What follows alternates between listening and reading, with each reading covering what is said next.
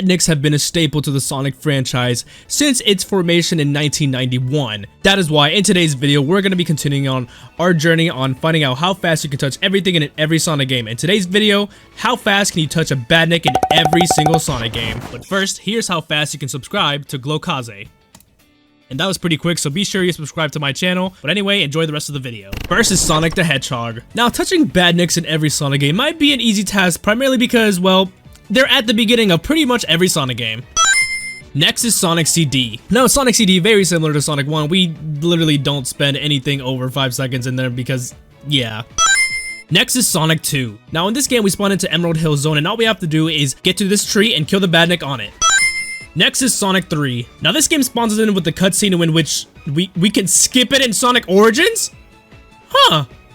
Oh, okay, well, we can skip the cutscene in this game in which we kill the Badnik in this tree over here. Next is Sonic the Hedgehog on Game Gear. Not gonna lie, I have never played over 10 seconds of this game, and yeah, that's why. Next is Sonic the Hedgehog 2 on Game Gear. Now, if it wasn't obvious already, this game is also going to be a very easy one. It tends to be like that with the classic Sonic games. Next is Sonic Blast. Now, a little fun fact about this game. I was going to include this game in the How Fast Can You Touch Grass video, but you don't actually touch grass in this game. Anyway, we touch a Badnik right here. Next is Sonic 3D Blast. Now, this game over here has the most putrid controls for any Sonic game ever. I have no idea who let this thing go through. I mean, it might be playing better when it's on the Saturn, but on here, it's garbage. Next is Sonic Advance. Now, in this game, we spawn into Neo Green Hill Zone, which is a beach level. I really hope that for Sonic Frontiers 2, we get to like a beach zone, and we also get like an ice zone, because like those, I feel like those were lacking in Sonic Frontiers. Anyway, we touch the Badnik. Next is Sonic Advance 2. Alright, now we do this one last time because the next game we're doing is going to be a little bit different than just loading up the level and waiting for the first Badnik. But we touch a Badnik in Sonic Advance 2. Next is Sonic Advance 3. Now, the reason why this game is a little different is because, well, we start with a whole cutscene. And after those cutscenes, we spawn into an actual hub world. And after doing all that, we finally get to touch our first Badnik in this stage. We just come up here and touch the Ladybug Badnik. Next is the also glorious Sonic Adventure. Now, this game actually starts us off with a Chaos Zero boss fight. Now, you might consider this a Badnik, but I'm not going to because, well, I think boss fights and Badnik should be different, so let's just move on to the next level, which takes us to the first level, Emerald Coast, and we can literally just spin dash into a Badnik right there. Next is Sonic Adventure 2.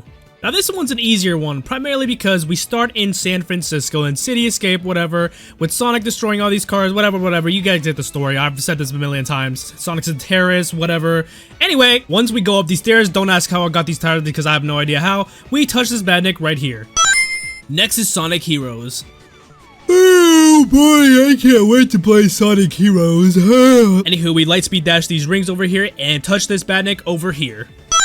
Next is Shadow the Hedgehog. Now, here's the thing about Shadow the Hedgehog. Well, in this game, you can technically hit humans, the Black Doom guys, aliens, whatever you guys want to call those, and there's also Badniks, the Eggman Badniks. But me, I'm gonna count everything as a Badnik. Anything that you can home attack, like this little guy over here, that is a Badnik. Alright, I'm gonna backtrack on that. Wait, hold on, we can count these as Badniks, can't we? Yes, we can. Yes, we can. Hold on. Anyway, I was doing the hero mission trying to get to the Eggman land, but we can count that as a Badnik. Next is Sonic 06. Now, in Sonic 06, we start in beautiful Wave Ocean, in which after we take that dash panel right there, we touch the Badnik over here. I have no idea what's wrong with the ground. Ignore that. I'm not on P6 right now, but anyway, we touch the Badnik right there. Next is Sonic and the Secret Rings. Now, you might argue that this game is a little bit different because it does not actually have any of Eggman's Badniks. Now, honestly, for games like these, I mean, I guess we just count the enemies. I mean, in Japan, Badnik quite literally just means enemy, like something like that. So I'm just gonna, I should have said it at the beginning of the video that I just consider any enemy a Badnik, I guess. But I don't know why I keep missing. Anyway, we get the Badnik right here.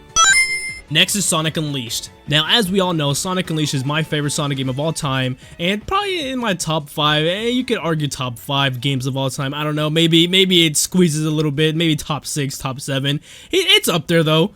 But the one bad part is we have not done Sonic Unleashed in one of these types of videos for, I think, at least 2 or 3 videos, and I've missed playing this game. It does take a while to set up, but it's okay, anything to play Sonic Unleashed. Anyway, we touch the Badniks over here. Next is Sonic and the Black Knight. Now this game's going to be a lot similar to Sonic and the Secret Rings, primarily because this game technically doesn't have any badniks, and also this game's going to be different because we actually get to play through the first level. And I don't know about you guys, but I'm not really thinking of counting these targets as badniks. Now the second level is a lot similar to the first level, but the only difference is that there's pigs or hogs. I don't know what these are. I'm just gonna call them pigs. Anyway, there's these pigs, but I don't really think those are considered enemies, so we're just gonna move on to the next level. Now the next level is Camelot Castle, and this is where we're gonna be finding our badniks, enemies, whatever you guys want to call these. I'm gonna call them badnik. Anyway, we move on to the next game now. Next is Sonic Colors. Now this one's a very simple and easy game because we go back to our roots and touch a badnik in the first level. First we just go up here and then we touch this badnik over here. Next is Sonic Generations. Now as we all know, this is a game very similar to Sonic 1. That is why this is not going to last that long, because we touch a badnik right here. Next is Sonic 4 Episode 2. Now you might be wondering why I'm not doing Sonic 4 Episode 1, and the reason for that is because it just won't open. I don't know what's wrong with it. I don't know why it just refuses to open, so we're just gonna have to do Sonic 4 Episode 2 for today. Anywho, once we get into this water section right here, we get touched by this badnik over. I'm assuming that that's a badnik, so we're just gonna count that as a badnik. Next is Sonic Lost World. Now for this game, we spawn in Windy Hill, in which we quite literally touch a badnik 5 seconds in. Next is Sonic Mania. Now, unlike Sonic Origins, this game does not allow you to actually skip any cutscenes, so we're gonna have to sit through this. But once we spawn into Green Hill Zone Act 1 and we can actually play, we touch a badnik in 1 second in. Next is Sonic Forces. Now for this game, my game does lag a lot, so we're gonna lose a bit of time in this game, primarily because I don't know what is wrong with it. I still don't know. I have literally re-downloaded this game, downloaded it again, verified files, everything, and I can't even, I did it so much that at this point I can't even play controller on it anymore. It just doesn't work anymore. But anyway, we touch a badnik as soon as we get over here. I don't know how I got hit right there, but it's okay. And last but not least, Sonic Frontiers. Now the one bad part about Sonic Frontiers is the fact that we can't really do a lot of speedrunning in this level, primarily because the badnik is in this level, and there's not really any skips to this level at all, besides a couple of, I don't know, it's not really like shortcuts. There's just like gameplay mechanics, like this little thing over here that I can never do. But once we get over here, we do a homing dash, which I couldn't do right there. But anyway, we touch the badnik, which means we have touched the badnik in every Sonic game. And with Sonic Frontiers being complete, here's how fast you can touch a badnik in every single Sonic game, besides Sonic 4, Sonic Rush. Well, we're not gonna speak on that. If you guys do want to see Sonic Rush in future videos, get this video to 3,000 likes. I did say before that I would do it for 3,000 likes, but I'll give you all another chance because the last video did not get 3,000 likes. But as always, be sure to comment down below what you guys want to see next. But for now, thank you guys for watching. Leave a like if you enjoyed, subscribe for more content, and see you guys next time.